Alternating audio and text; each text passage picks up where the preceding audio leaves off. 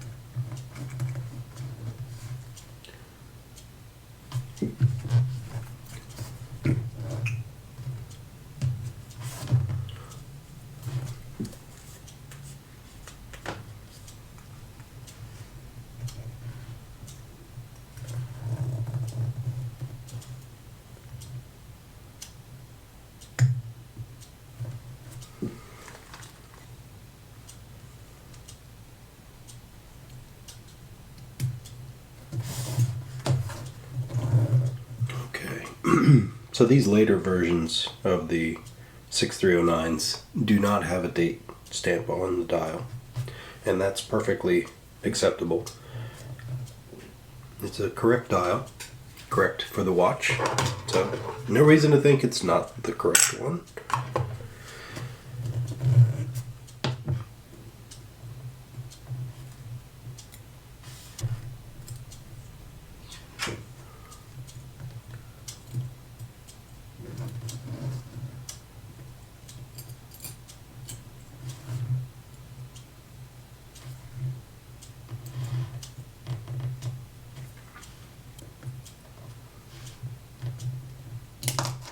Ooh. Okay.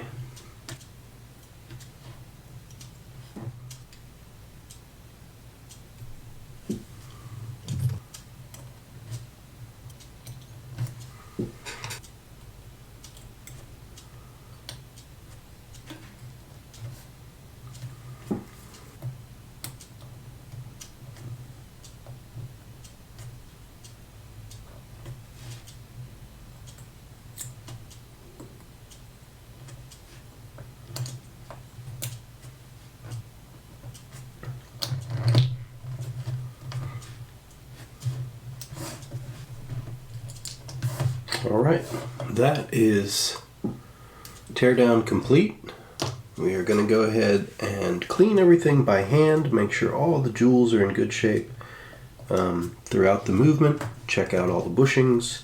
We're going to replace that bushing with a new jewel. We're going to put a jewel in this hole, and then we'll be back. Okay? Okay, Daniel. Well, we are ready to get going on reassembly. As I sort of anticipated, your mainspring was definitely not in its best state. It's pretty weak on the tail, and you've got some coning here on the main central coil about the arbor. So with that, I usually just go ahead and replace them. It's definitely worth the power that you get from the new ones, and the cost is pretty minor. So we're going to go ahead and get started. You've got a new jewel here in your lower mainspring arbor port, and a new one in your bridge for your upper as well. So that came out pretty nice.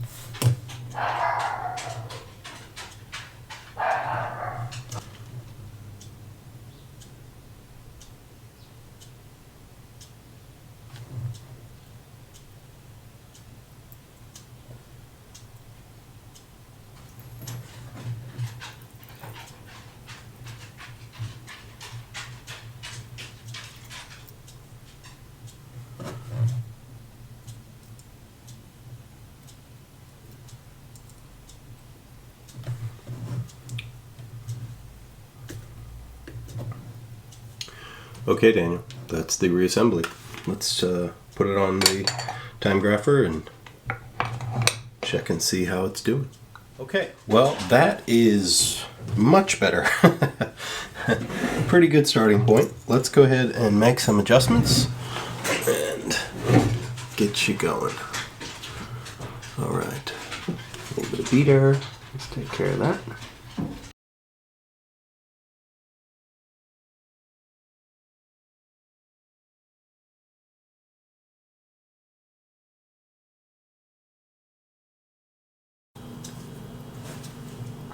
Okay, that feels pretty good.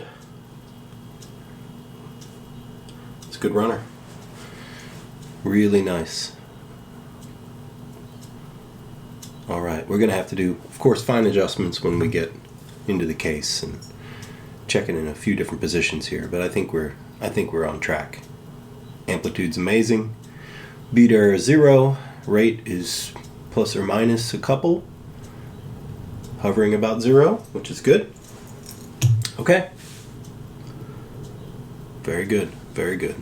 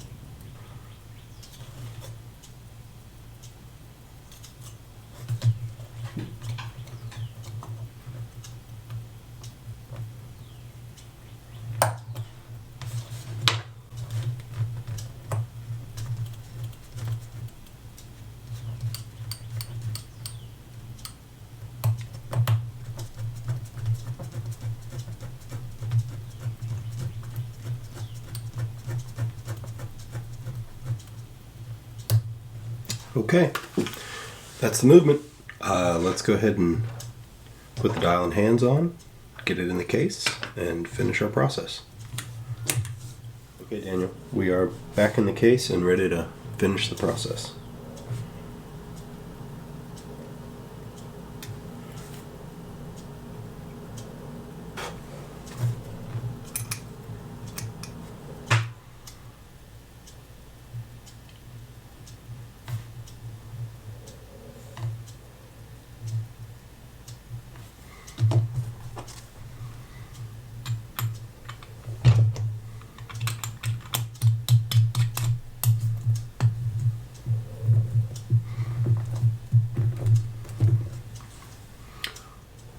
And there it is. There is your very clean, very well worn 1984 6309 7049. Really good looking watch. Preserves all of its patina and all of its age, I think. I think it was a great decision to replace the crystal, because it just brings out what is quite good about this watch, and I think it keeps the wear, but it also allows you to just see that dial and those hands, and they look really good. I left everything cosmetically completely alone, minus of course the change out of the crystal. The case is in great shape. All of your sealing surfaces are very good. I cleaned everything in Sonicator, took the case completely down, was able to free up your clicks here. So that works exactly as it should. Your bezel is really nice. Just the right tightness, well aligned, perfect. A few things. The service went perfect. With the new mainspring, these things really jump to life. I mean, they really do well with that. No real replacement parts. Here's your original crystal. You've got some seals and things. Your crown seal was really past it. I mean, it had just dried out badly. Your other seals, of course, needed to be replaced. They were nice and flat and stiff. There's your bushing. That was pretty well worn. This is in your upper mainspring report, so that'll come home.